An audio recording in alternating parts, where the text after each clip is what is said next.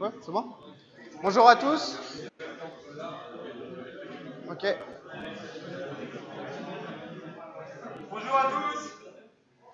Merci. Bonjour à tous et merci d'être venus à cette petite session. Donc, ce sera un live coding pur, zéro slide. Et on va vous parler d'event sourcing et de CQRS.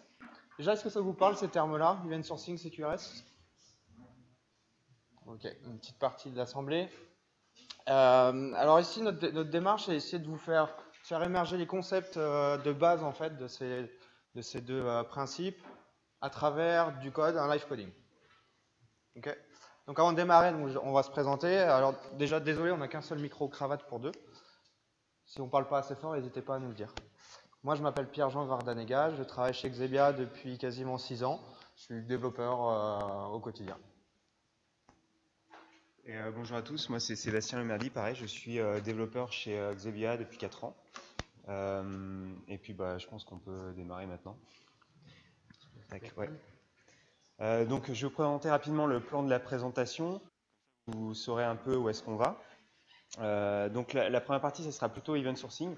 D'accord, donc comment on met en place et comment on va voir émerger naturellement le concept dans le code. Un deuxième micro. Ensuite, on va s'intéresser à un concept qu'on va étudier qui est l'Event Store. Donc, qu'est-ce que l'Event Store et comment on l'implémente, etc. Ensuite, deuxième partie, ça sera plutôt CQRS. D'accord. Donc là, on va switcher sur pourquoi découper notre code en commande, en query, comment le faire. C'est intéressant de le faire. D'accord. Donc, on va vraiment découvrir CQRS en détail dans le code. Et en troisième partie, on s'intéressera à quelque chose d'assez intéressant quand on met en place de l'event sourcing, c'est les stratégies de rejeu qu'on peut mettre en place pour rejouer les événements, rejouer le passé au fur et à mesure. On va le voir concrètement. Tu peux en profiter pour accrocher ton micro à ta cravate. Je sais pas si ça va marcher avec ça.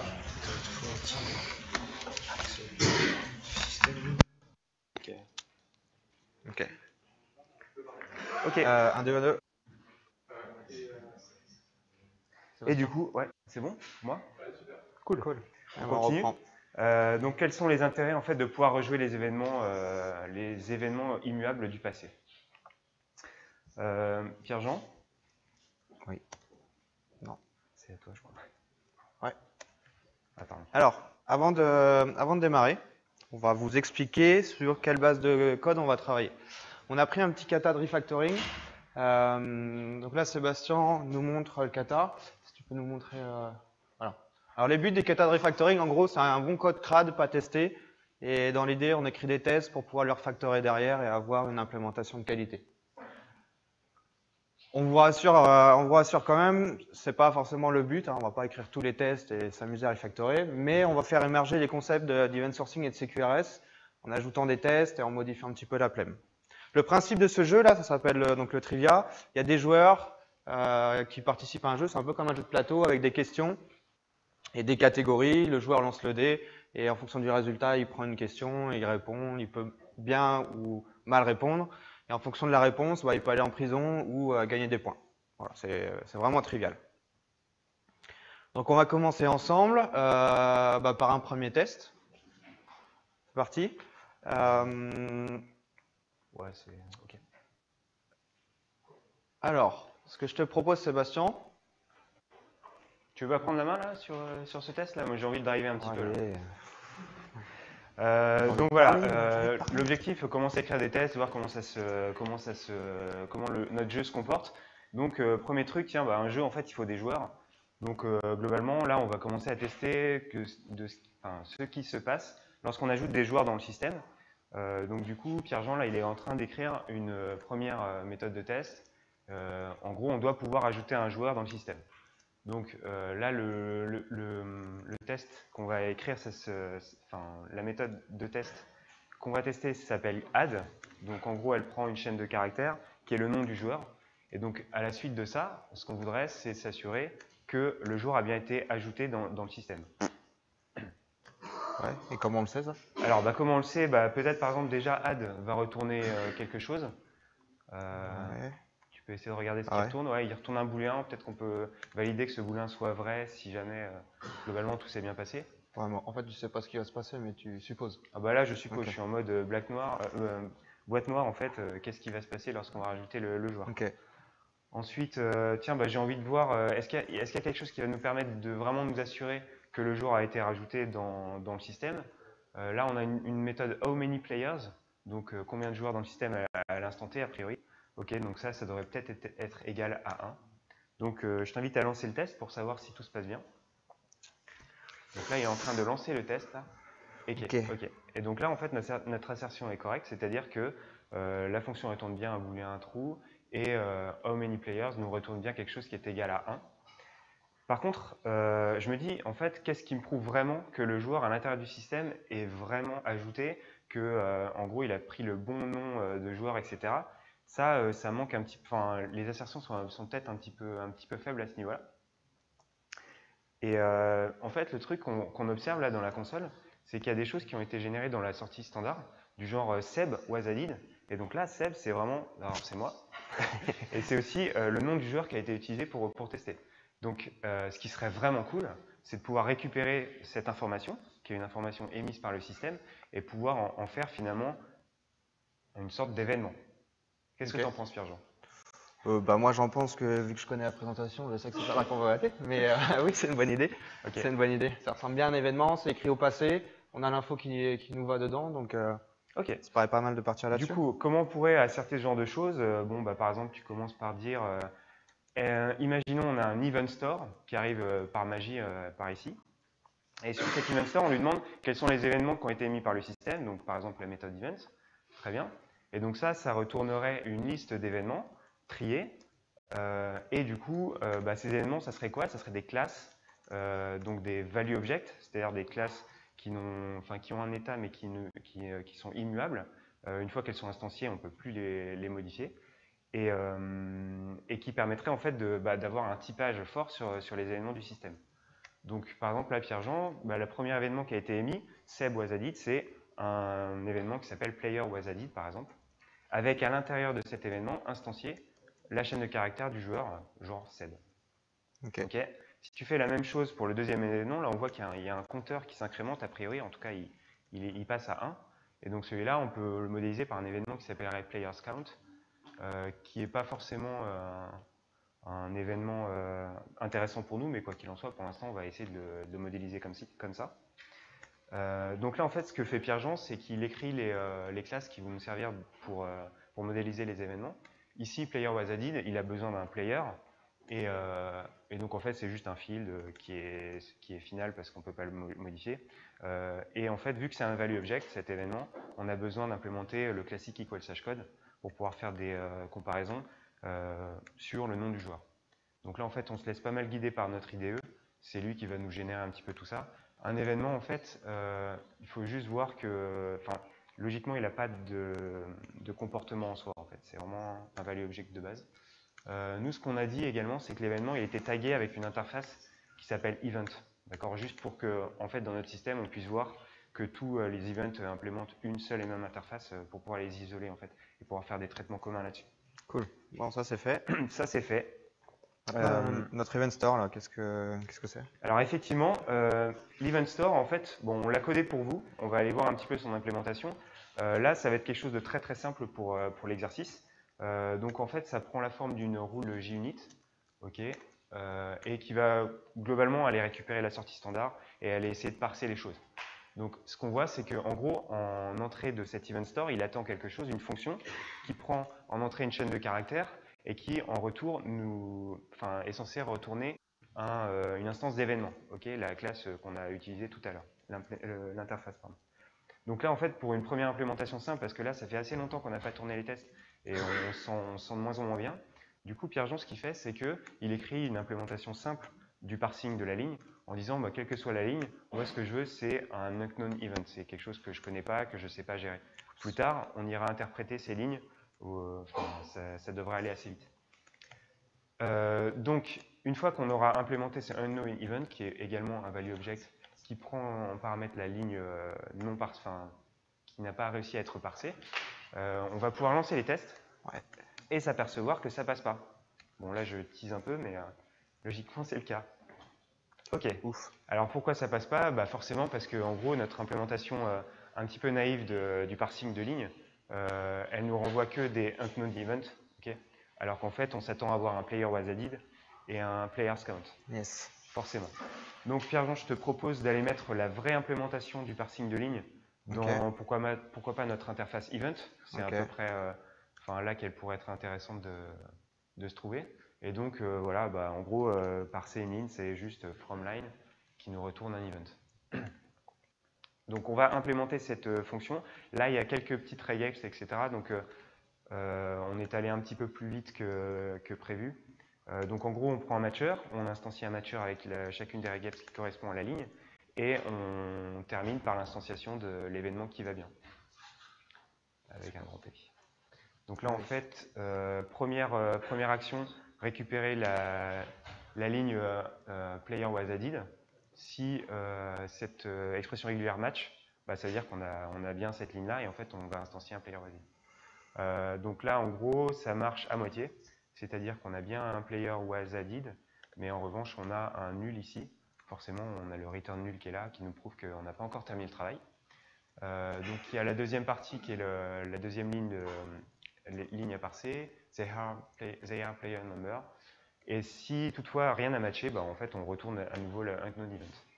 Donc après cette petite phase voilà, de parsing, en fait on a quelque chose de complet.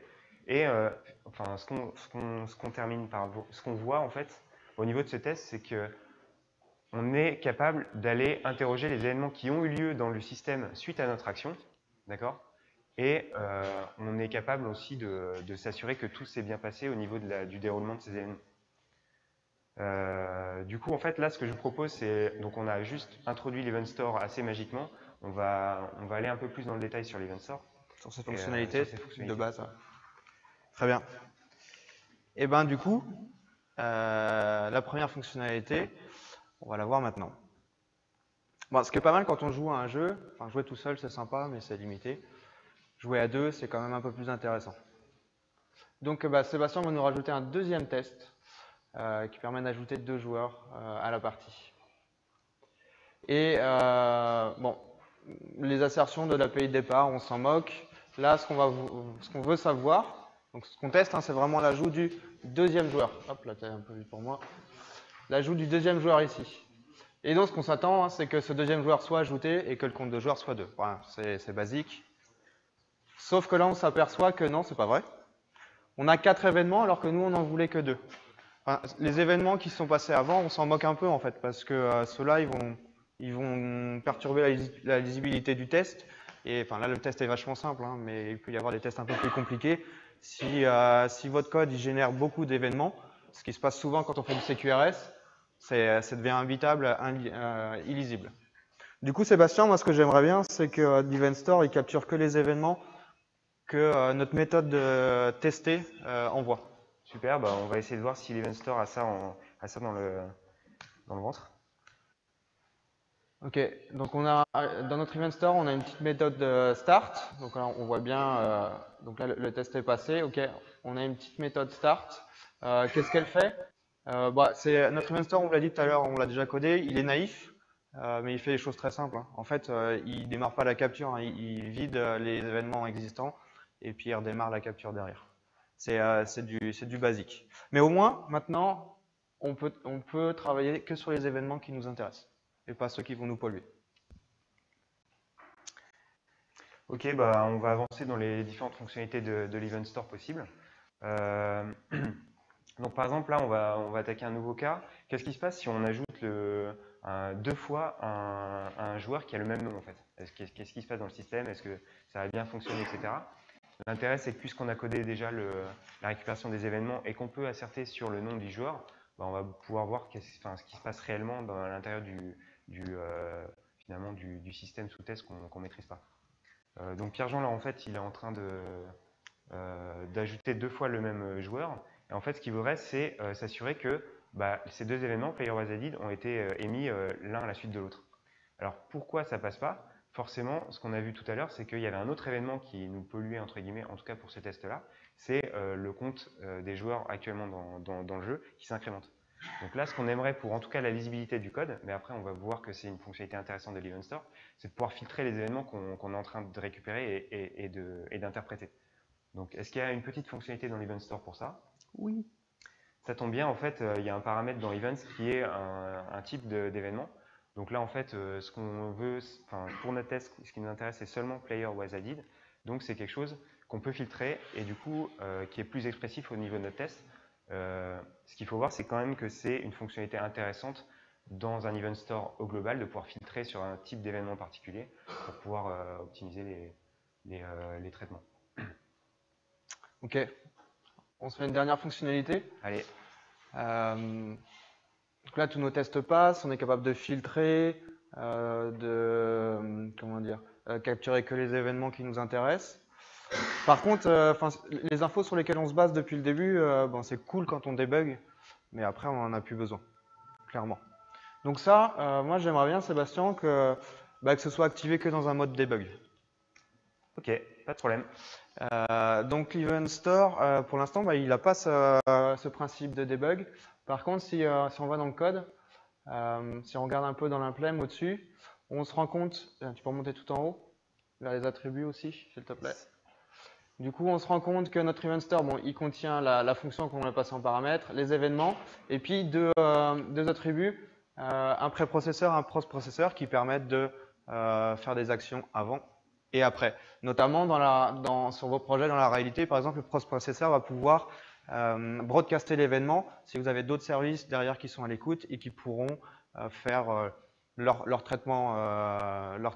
Par exemple, un service d'envoi de mails, d'SMS ou je ne sais quoi. Bref, donc en fait, ces processeurs étaient déjà définis, hein, c'est eux qui nous écrivaient les messages dans la console à chaque fois. Le préprocesseur, lui, donc il écrit le message et le postprocesseur, il saute à la ligne. Et au lieu de de les définir dans le constructeur, en fait, tu les as passés dans la méthode. C'est ça. Et si tu lances les tests, tu les as déjà lancés. Ouais. Voilà. Donc il ne nous reste plus que les deux messages, les 4 messages que l'on attendait de cette classe-là. Et donc si tu la lances sans le debug, il n'y a plus les messages. Cool. Du coup, là, on a un Event Store qui nous permet de capturer les événements, capturer seulement ceux qui nous intéressent, filtrer ensuite les résultats, et puis avoir un mode debug, disons, avec des actions avant et après la capture des événements qui pourraient nous permettre à faire un peu ce qu'on veut. Donc là, on a les fonctionnalités de base d'un Event Store. Du coup, ça, c'est un peu notre système de persistance des événements. Donc, comme on vous l'a dit, il est naïf. Sur votre projet, il sera peut-être un petit peu différent, mais vous avez les fonctionnalités de base, on va dire un peu le contrat, l'interface. On peut voir aussi qu'il stocke des événements qui sont immuables. Je ne sais pas si vous étiez à la conférence à côté de Cyril et sur les monoïdes, il parle beaucoup d'immutabilité. C'est un pattern qui est beaucoup utilisé dans l'event sourcing et puis en CQRS. Voilà. On passe à la deuxième partie? Ouais, deuxième partie, donc CQRS, on l'avait promis, donc on va tenir nos engagements. On va découvrir les concepts qu'il y a derrière CQRS par du code. Donc là, en fait, on a switché de branche, on a rajouté quelques implémentations sur notre projet. Ce qu'on va faire là, c'est qu'on va ségréguer notre système, notre game. En fait, on va le partitionner, on va faire le choix entre qu'est-ce qui est dans nos fonctions publiques, plutôt de l'ordre de la commande, plutôt de ce qui est de l'ordre de la query. Donc ça, on va le faire ensemble. Là, Pierre-Jean vous a montré, alors il faut que tu passes dans Game. Donc là, en fait, ça, c'est notre système. Il a plusieurs fonctions publiques pour savoir, pour faire le choix entre est-ce que c'est une commande, est-ce que c'est une query. On va en fait déclarer que ce jeu, en fait, il implémente deux interfaces qui sont commands et queries. Et ensuite, en fait, on va balancer les différentes déclarations de ces fonctions, à la fois dans command ou à la fois dans queries, suivant le cas de figure. On va se poser ces questions-là. Et donc là, on vous montrera comment on le fait. Et ensuite, on va voir pourquoi on le fait. Donc, du coup, ces deux interfaces, elles sont dans un petit package event. Ok, pour l'instant, elles n'ont rien. Donc, la première méthode publique, là, c'est create rock question. Alors, généralement, quand une fonction, elle porte un verbe, ok, et que soit elle retourne rien, soit elle retourne quelque chose, mais globalement, c'est pas très intéressant. Là, en fait, du coup, ça dénote réellement une action sur le système, et c'est plutôt, en fait, quelque chose qui a trait aux commandes. Qu'est-ce qu'une commande? C'est un effet de bord sur le système. Donc, en fait, cette première fonction, qui pourrait d'ailleurs être privée, hein, enfin, là, on travaille sur une base de code très moche, c'est quand même une commande. IsPlayable, en revanche, c'est quelque chose qui renvoie quelque chose, enfin qui renvoie une donnée, et on n'a pas l'impression que ça fasse grand-chose sur notre système. Ça ne va pas modifier l'état interne du système. On voit que ça fait juste à lire quelque chose au niveau de l'état et retourner de l'information. Donc là, du coup, en fait, c'est vraiment un cas de queries. Donc c'est ce que Pierre-Jean vient de faire, c'est il a balancé cette méthode dans l'interface queries. Donc en fait, on va parcourir toutes nos fonctions et on va essayer de voir si c'est vraiment des commandes ou des queries. Ici, le add, clairement, effet de bord sur le système, je rajoute un joueur. Donc c'est clairement de la commande. Donc là, il n'y a pas trop de problème. How many players, c'est je demande à mon système combien il y a de joueurs actuellement dans le système. Bah, typiquement queries, quoi, c'est de la lecture. Donc on les parcourt toutes une à une. Alors le rôle, c'est je lance le dé, ok. Et donc suite au lancement du dé, le joueur va avancer son pion, etc. Donc il y a vraiment beaucoup de choses qui vont être faites. Là, l'implem, on vous la cache, mais il y a beaucoup de choses qui sont faites. Pas très bien écrit. Et du coup, bah, c'est une commande. Ok, alors même chose pour tac, tac, qu'est-ce qu'il nous reste? Il nous reste was correctly answered. Là, sur le jeu, en fait, en gros, c'est pas vraiment le joueur qui répond à la question, c'est un maître du jeu qui va dire ok, tu as bien répondu, donc je clique sur le bouton, il a bien répondu. Donc c'est une commande. Du coup, c'est une commande puisqu'il y a des actions qui sont faites lorsqu'on déclare que le joueur a bien répondu. Il faut lui donner des points, il faut l'avancer, etc. Et l'autre, bah, c'est le même principe, mais j'ai mal répondu. Donc du coup, là, en fait, on a fait le boulot. On a ségrégué notre implémentation en deux types de fonctions, des commandes, des queries. Ok. Donc là, on a fait un découpage plutôt fonctionnel. Maintenant, on va s'intéresser plutôt à la partie technique de nos méthodes qu'on a montées ici. Alors, CQRS, comme Sébastien vous l'a dit, on va séparer tout ce qui est commandes et queries. On pourrait faire pas mal de parallèles. Hein. Ça peut être, vous allez pouvoir lire dans la littérature qu'on va séparer les écritures des lectures. Et ben, les méthodes, elles doivent aussi sentir, enfin nous faire sentir quand on les lit ce qu'elles font. Dans le sens où est-ce que c'est une action ou est-ce que c'est une lecture. J'aime bien faire le parallèle entre les procédures et les fonctions. La procédure, elle exécute quelque chose, elle fait une action, elle fait quelque chose. Alors, une fonction nous retourne une valeur, un état. Et là, si on regarde un peu, par exemple, l'interface commande, donc là, on devrait avoir que des actions, donc elle devrait rien nous retourner. Pour le coup, il n'y en a qu'une qui est void, toutes les autres, elles nous retournent quelque chose. Donc déjà, là, il y a un anti-pattern, il y a quelque chose qui ne va pas trop. Si on regarde, par exemple, la méthode add, on l'a vu tout à l'heure, en game. Ouais, ici, la méthode add qui nous retourne un booléen, bah, clairement, celui qui a codé ça, il n'a pas trop compris ce qu'il faisait, il retourne un trou, donc en fait, ça ne nous sert absolument à rien. On pourrait supprimer, retourner void et ne rien retourner. On va pas le faire parce que sinon il y a d'autres choses à corriger derrière. Okay. On va se casser la tête et on va perdre du temps. Voilà.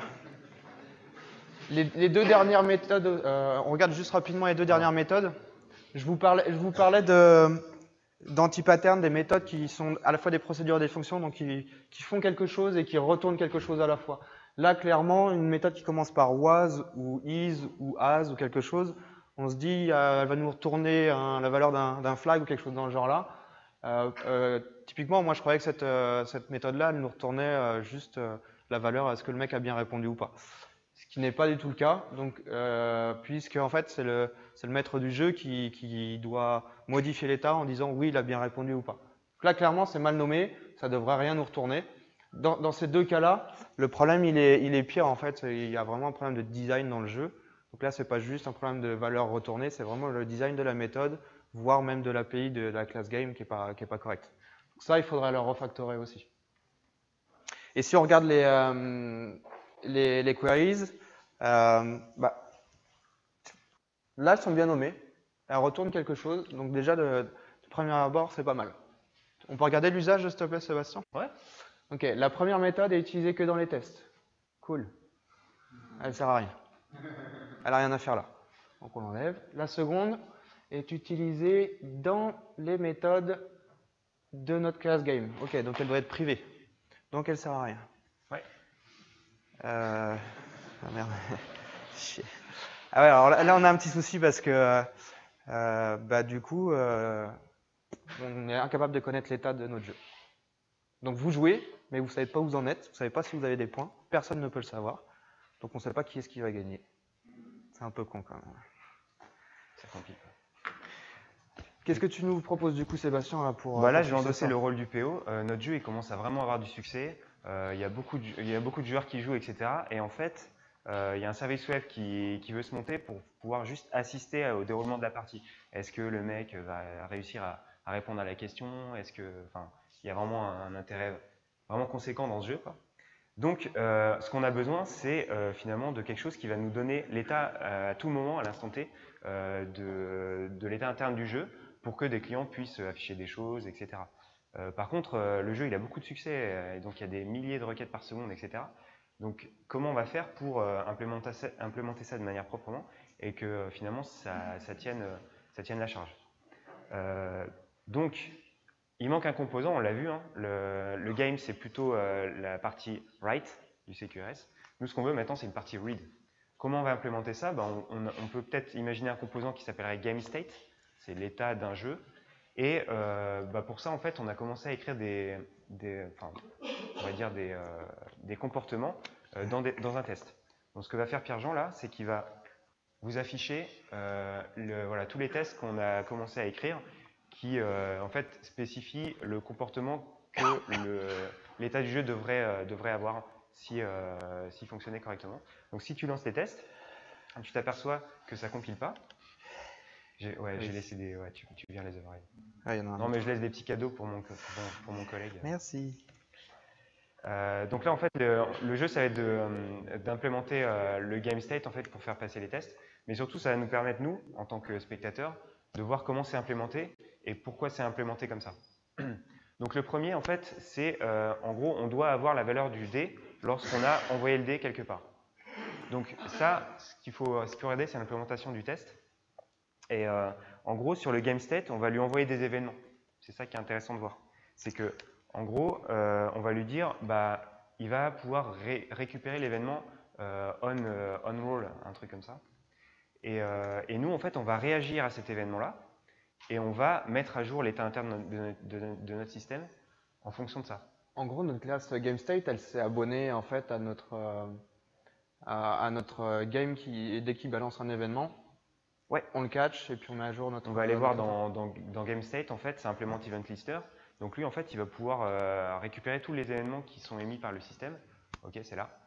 Et du coup, en fait, le jeu, ça va être vraiment de juste mettre à jour l'état interne de notre GameState en fonction des événements qui ont été émis par le truc mal codé, qu'on ne connaît pas bien et qu'on n'a pas envie de toucher, mais qui émet des événements.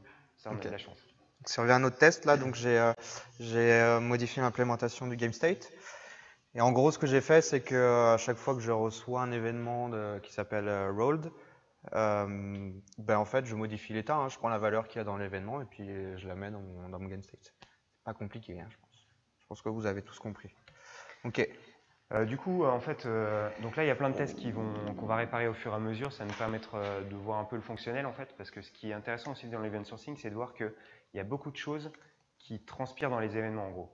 Si on connaît la suite des événements, si on sait qu'une action génère n événements, etc., dans le bon ordre, etc., et en fait, on va vraiment beaucoup apprendre sur le fonctionnel. Il y a un atelier là aujourd'hui sur l'event storming, et c'est très très lié en fait. C'est-à-dire que les fonctionnels, eux, ils vont nous dire ok, en fait, quand on est dans tel état, on va émettre tel événement, etc. Et nous, derrière, on peut implémenter assez proche des concepts métiers les événements qui sont liés en fait.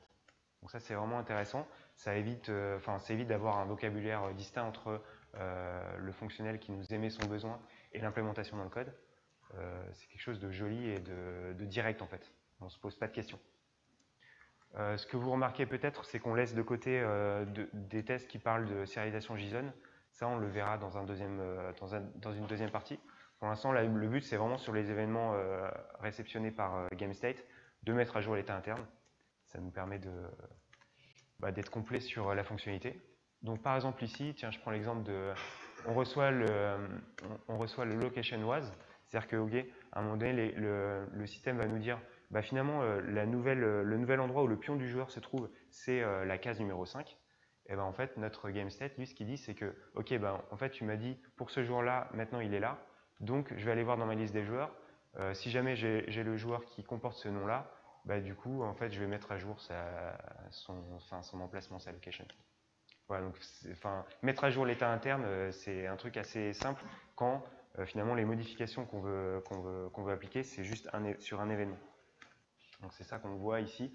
C'est pour ça que Pierre-Jean s'amuse à les coder devant vous et que moi, en fait, je comble le vide par des paroles. Donc, alors là, il nous reste 5 tests en fail. On va en laisser 2 de côté qu'on verra plus tard au niveau de la sérialisation. Ce qui fait que globalement, Pierre-Jean, il lui reste 3 tests fonctionnels à implémenter. Non, plus que 2. En fait, là, ça avance très très vite. En fait. C'est un bon développeur, Pierre-Jean. Je ne sais pas ce que vous en pensez. Merci. Enfin. Du coup, là, là, vous voyez la penalty box, en fait, c'est une sorte de prison dans le jeu. C'est si on répond mal à la question, on a une chance sur 2 d'aller en prison. Okay, et du coup, en fait, par la suite, il faut échapper de cette prison, c'est-à-dire répondre correctement à la question d'après, etc. Donc, c'est des règles un peu compliquées. Dans le kata, c'est marrant parce qu'on découvre ces règles-là au fur et à mesure. Du coup, je vous invite à faire le kata en sortant de la presse. Ouais, il est disponible pour une quantité de langages assez hallucinante. Ouais, vous pouvez le faire dans plein de langages. Cool, il nous reste 3 tests fail. Donc là, c'est quoi? En fait, on a la liste des questions qui en dure, c'est 50 questions par catégorie, il y a 4 catégories dans le jeu. Et en fait, on a besoin de savoir, au niveau du deck de cartes de questions, où est-ce qu'on en est en fait. Est-ce qu'on est à la 50e question? Est-ce qu'on est à la 25e question? Donc là, c'est une petite victoire, il nous reste 2 tests qui passent pas. Ouais, on n'a pas fini en effet. Donc là, notre état est mis à jour. Donc là, on s'est abonné sur les événements, on met à jour notre état, c'est cool. Par contre, c'est bien de le mettre à disposition des gens quand même. Parce que c'est pas pour nous, hein, c'est pour les utilisateurs. Du coup, les 2 tests dont Sébastien parlait. Alors, on est parti sur le principe, en gros, on écrit dans un fichier JSON l'état du jeu et on le met à disposition à travers un serveur HTTP. C'était pour faire vraiment simple. Chez vous, sur vos projets, vous pouvez mettre ça derrière une API REST, derrière ce que vous voulez, du SOAP, n'importe quoi.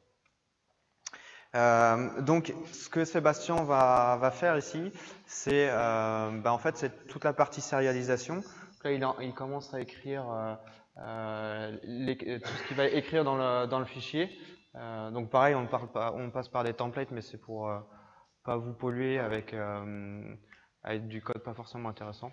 C'est pas un template là. Ouais, c'est copier-coller, ouais. C'est pire. C'est vrai. Alors, quand est-ce qu'on va utiliser cette fonctionnalité? En fait, à chaque fois qu'on reçoit un événement qui modifie l'état, on va se retrouver à écrire dans le fichier. Là, si tu repasses les tests, ça passe toujours pas. La méthode n'est pas utilisée. J'utilise pas la méthode, c'est ballot en fait. Allez, c'est parti. Copier-coller encore. Pour un Craftman, c'est pas mal ça. Non, j'avoue. Donc, quand est-ce qu'on écrit en fait le nouvel état de notre système sur le file system? En fait, à chaque fois qu'on modifie l'état. Voilà, donc on a à peu près 4 ou 5 événements sur lesquels on s'est abonné tout à l'heure avec nos tests. Voilà, il reste encore 1, 2, 3 et un peu plus. Ouais. 4. Voilà. Et ça, en fait, on va le faire à chaque fois qu'un événement est émis. Par contre, les millions de requêtes en lecture qui nous arrivent dans la tronche, en fait, il n'y a pas d'écriture, quoi. C'est ça qui est important.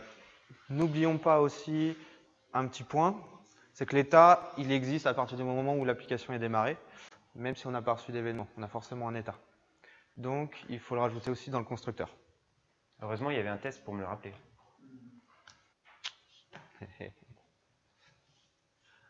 Là, c'est mieux. Cool. Du coup, si je dis pas de bêtises, si tu vas voir sur ton serveur, Fail. t'as pas lancé la méthode main? Ouais, exact. Démarrer l'application avant pour accéder aux infos. La pression du direct.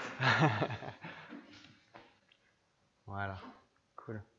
Voilà, donc là on a notre JSON, c'était l'état initial, donc on n'a aucun joueur et puis une série de questions. Et ben maintenant on va lui balancer les événements. Vous vous rappelez de la première ligne qu'on avait tout à l'heure? C'est ce qu'on a ici là, ok, l'événement a été rajouté. Et il a été pris en compte et sérialisé. Voilà, donc en fait maintenant, bah, vous pouvez donner ça à votre utilisateur, il fera son interface, il vous fera une belle appli Android si vous voulez. En prod, un Apache en frontal et ça tourne quoi. C'est juste hyper optimisé. C'est clair. Bon, qu'est-ce qu'on a vu du coup dans cette étape-là? On a parlé de CQRS.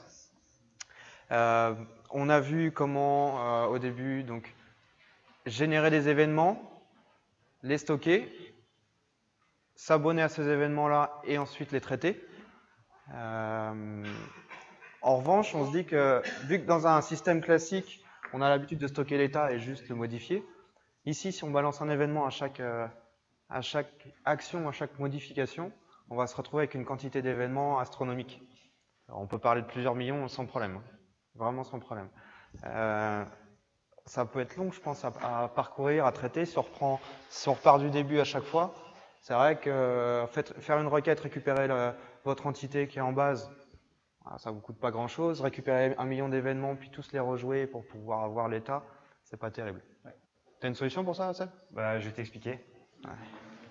Heureusement que tu es là. Ouais, en fait, depuis le début, on voit qu'en fait, on fait que avancer dans les événements, on ne peut pas revenir en arrière. Ce qu'on a envie de mettre en place, c'est une notion de snapshot. C'est-à-dire que l'état, en fait, on va le stocker avec une fréquence déterminée. Et ça nous permettra de ne pas rejouer les événements depuis le début de l'existence du système pour optimiser les traitements par la suite. Du coup, en fait, on va vous montrer ça au travers du code. On va faire une petite démo. On a fait appel à un UX designer, on a fait appel à un modéliste 3D, on a fait appel à un graphiste, vraiment des pros. Et donc, Pierre-Jean va vous montrer le résultat. On a développé en gros une petite UI qui nous permet de visualiser graphiquement ce que ça donne.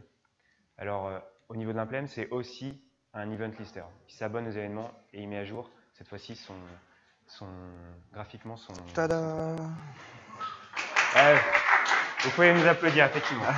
Enfin, surtout Sébastien, c'est lui qui a tout fait. Hein. Ok. Du coup, en fait, là, en fait, il suffit de charger une liste d'events. Ok. Donc là, on a déjà un scénario existant. On a un scénario et puis après, on scrolle en fait pour voir que les événements sont joués les uns après les autres. Puis visuellement, en fait, cette fois, le code qu'on a vu tout pourri, finalement, ça se traduit par ça. Voilà. Donc là, par contre, Pierre-Jean, là, tu peux que avancer dans la liste des événements. Il se passe rien quand je scroll. Alors vous voyez peut-être pas, mais moi je le vois. Quand je reviens en arrière aussi, il se passe absolument rien. Du coup, ce qu'on veut, c'est vraiment qu'on puisse revenir en arrière. Pour ça, il y a une classe dans le projet qui s'appelle Snapshot. Snapshot avec un S d'ailleurs. Et du coup, en fait, on va essayer de faire fonctionner cette classe-là. Et ensuite, on va la brancher dans notre jeu pour que ça puisse fonctionner. Donc du coup, Pierre-Jean, là, tu es sur l'implémentation de Snapshot. Et on a un test aussi qui essaye de vérifier que ça fonctionne bien. Du coup, en fait, il ne va pas très bien fonctionner le test, forcément. Vous avez l'habitude maintenant, depuis le début de la presse, on répare des tests. Donc là, qu'est-ce qu'il nous dit le test? Notamment, il devrait restaurer l'état initial. Donc en gros, qu'est-ce qui se passe? C'est que le snapshot, au fait, quand il démarre, il faut qu'il snapshot la première fois. Parce que sinon, en fait, on va devoir attendre que N événements arrivent pour qu'on puisse éventuellement snapshotter. Et une fois qu'on aura fait ce premier snapshot, les N événements qui auront eu lieu depuis le début, ils seront perdus en fait. On ne pourra jamais revenir à l'état vraiment initial du système. Donc qu'est-ce que fait Pierre-Jean? Il appelle la méthode qui snapshot vraiment au démarrage de la classe. Et logiquement, du coup, on devrait pouvoir maintenant restaurer à l'état initial du système. Est-ce que c'est le cas? Ouais, c'est bien. Cool, ça marche. Par contre, on a un dernier qui fail. Là, c'est on devrait restaurer l'état au 10e événement quand on est allé jusqu'à 13 événements. Donc là, voilà, on a rené 13 événements. On appelle restore sur un seul snapshot. Et du coup, en fait, le nouvel pointeur d'index, pardon, d'event, ça devrait être 10. Ok. Donc là, pourquoi ça ne marche pas et comment on pourrait réparer ce truc-là? Bonne question. Bah, en fait, à chaque fois qu'on s'abonne à un événement, là, on appelle la méthode new event, comme tout à l'heure le write quand on écrivait dans le fichier. Je me dis qu'à chaque fois qu'on a un événement, pour incrémenter un compteur d'index, là, bah, il existe déjà d'ailleurs. Super. Et du coup, bah, si on arrive au 10e, on pourrait générer un snapshot. Ouais, c'est une bonne idée. Ok. Essayons de voir si ça marche. Donc là, en fait, tout simplement, c'est définir la stratégie de snapshot. Est-ce qu'on décide de snapshotter tous les n événements? Est-ce qu'on décide de snapshotter à intervalles réguliers? Ça dépend réellement de vos besoins sur la stratégie de restore de votre système. Donc là, pour l'instant, nous, en fait, on décide de restaurer tous les 10. On pourrait changer ce pas complètement. Donc visuellement, est-ce qu'on arrive maintenant à snapshotter? On va voir ça.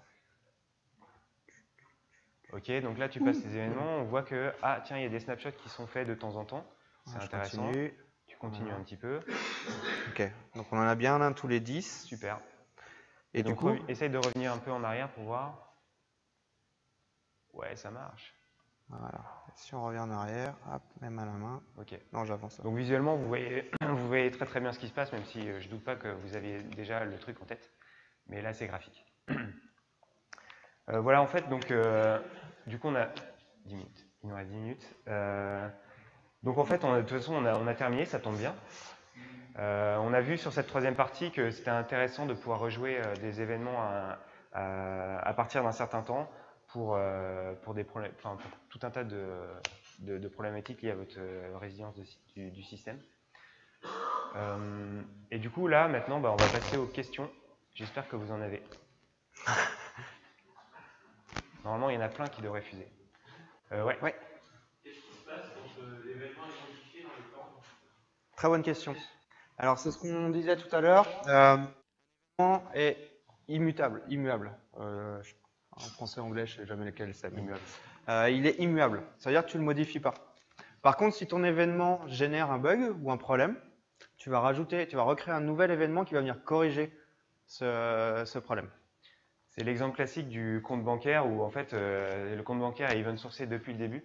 Globalement, en fait, quand il y a une erreur en votre faveur de la banque, par exemple, on vous a prélevé 10 € de trop. En fait, lui, il ne va pas pouvoir modifier cet événement d'ajout de prélèvement de crédit. Il va vous redonner en fait la bonne somme sous la forme d'un nouveau virement en fait.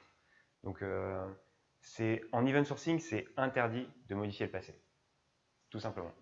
Même quand on ne connaît pas son domaine. Quand on démarre un projet, on ne connaît pas forcément. Ouais. Le compte bancaire, on le connaît bien. En fait, pas non plus être trop, comment dire, j'allais dire, trop théorique. En fait, ce qui peut se passer, c'est que, effectivement, là, on a vu les snapshots. À l'instant T, on peut décider que si l'historique ne nous intéresse pas, et si, en fait, toute la richesse de l'information apportée par l'histoire des événements qui ont lieu, on décide de la wiper complètement, alors, effectivement, repartir de ce snapshot, générer les événements minimum qui nous permettent de revenir vers ce snapshot, en fait, ça réécrit l'histoire en quelque sorte, et ça peut être quelque chose d'envisageable si jamais on s'est vraiment foiré dès le début sur la modélisation. C'est quelque chose effectivement qui peut être possible dans la vraie vie. Puis après, tu as la possibilité, dans le pire des cas, c'est de refaire une release avec un nouvel événement, on va dire spécifique, mais c'est vraiment le pire des cas, quoi. Oui.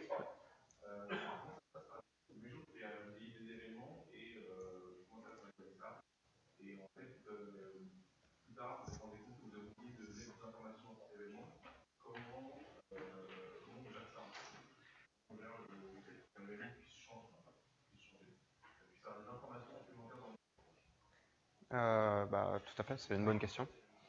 Ça va dépendre de ta data source, on va dire. Si tu as la chance d'utiliser du Mongo, tu peux peut-être adapter un petit peu. Si tu peux pas, tu vas recréer un nouveau type. Donc, tu vas, par exemple, hériter du premier et puis lui rajouter ton attribut, ton comportement, etc. quoi. En fait, là, en event sourcing, on n'interdit pas que les événements changent, enfin le design de l'événement change en fait.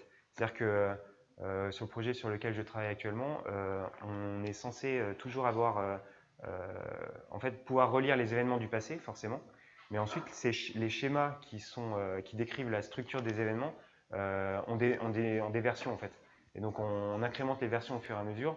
Avec la techno qu'on utilise, il y a rétrocompatibilité, c'est-à-dire qu'un événement avec la version A qui a été joué dans le passé, finalement, il va pouvoir être lu dans le futur ou en tout cas dans le présent comme un événement avec un schéma C, par exemple, parce qu'il aura évolué. Et du coup, la seule contrainte dans ce genre de système, c'est de fournir des valeurs par défaut dans le nouveau schéma, en fait, parce que, en fait, il faut toujours pouvoir transcoder un événement dans sa version actuelle, entre guillemets. Donc ça, c'est quelque chose qui est envisageable et qui est fait dans la vraie vie, en fait, aussi, également. Le truc sur lequel on n'a pas forcément trop insisté, c'est les cas d'usage de Event Sourcing CQRS. En fait, nous, notre but, c'est pas forcément de mettre ce pattern d'architecture partout. Voilà, surtout pas en fait. Ça se justifie. En fait, ce qu'on a vu dans le code, c'est que finalement, vous allez décorréler commandes, queries, etc. Ça va quand même générer finalement plus de code. C'est plus compliqué que du CRUD classique avec une architecture plus simple. Par contre, ça se justifie réellement dans deux types de cas. Lorsque votre métier, finalement, il est très lié à l'audit, on a vraiment toujours envie de savoir ce qui s'est passé plus tôt, etc. Donc là, c'est là où on met en place Event Sourcing. Et l'autre problématique qui résulte par CQRS notamment, c'est la perf, quoi. Quand on a un système qui fait à 95% de la lecture, finalement, en fait, c'est pas con de préparer nos vues pour optimiser ce chemin de lecture, plutôt que finalement de se dire, OK, il y a 5% des requêtes qui sont de l'écriture, donc j'écris dans une base de données relationnelle, et en fait, les queries ils vont être compliqués et compliqués à écrire et compliqués à exécuter avec une grosse complexité. Oui, tout à fait, parce que dans la partie queries, quand on s'abonne à des événements, on va vouloir, comme tu disais, préparer nos vues. Dans l'idée, c'est qu'on va modéliser nos données en fonction de la manière dont elles vont être requêtées. C'est-à-dire que si vous avez du SQL, vous n'allez pas faire des grosses requêtes. Vous préparez les données à l'avance pour que vous ayez à faire un simple select étoile from ID égale et basta, pour que ce soit rapide et que ça remonte très vite. Tu parlais de l'audit. Si je donne un exemple, vous allez tous aller sur le site d'Amazon. Quand vous ajoutez, supprimez, modifiez des quantités dans votre panier, en fait, ça génère un événement. Et à partir de ça, Amazon, il est capable de savoir si tel produit, s'il n'est jamais ajouté au panier, faut peut-être arrêter de le commander. Si tel produit, il est souvent ajouté au panier, mais il est souvent supprimé, ça veut dire qu'il y en a un qui est meilleur que ce premier produit, par exemple. On parlait d'un autre exemple l'autre jour, c'est sur les formations. Vous avez un catalogue de formations et vous voulez savoir quelles formations attirent les gens. Outre celles qui sont commandées, il y en a, on veut savoir si les utilisateurs vont sur la page et s'en vont après. Et ils vont sur la page, ils l'ajoutent dans le panier et ils la suppriment après. Ça, c'est vachement important quand on fait du marketing, par exemple. Ces informations-là sont importantes. On vient de nous dire qu'on n'a plus de temps. Merci à tous et bonne journée.